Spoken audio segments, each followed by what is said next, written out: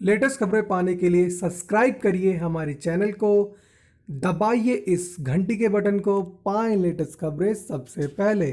3 साल बाद जुलाई में एक दिन में हुई सबसे ज्यादा बारिश। 9 घंटे में बरसा 52.4 मिमी पानी। दिल्ली एनसीआर में शुक्रवार को झमाझम बारिश हुई।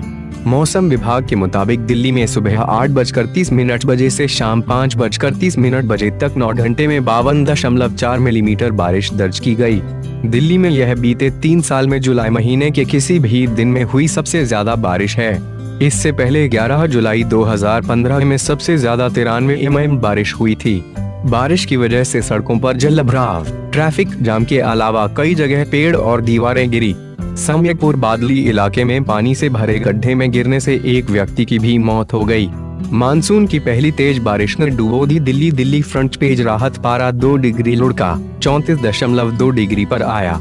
शनिवार को भी बारिश की उम्मीद, तापमान 32 डिग्री तक आने की संभावना। आफत 100 से ज्यादा जगह जलभराव, 4 घंटे तक रेंगता रहा ट्रैफिक जाम, 10 से ज्यादा जगह पेड़ दीवार गिरने की सूचना। हादसा सम्यकपुर बादली इलाके के रामा विहार में पानी से भरे गड्ढे में गिरने से पवन नामक युवक की मौत हो गई।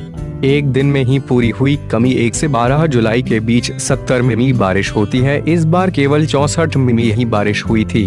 एक ही दिन में 50 mm से ज्यादा बारिश होने के कारण चल रही बारिश की कमी पूरी हो गई है। 12 फीट ऊंची बस 11 फीट पानी में डूबी। सबसे ज्यादा जलभराव कनॉट प्लेस को जोड़ने वाली मिंटो रोड पर हुआ।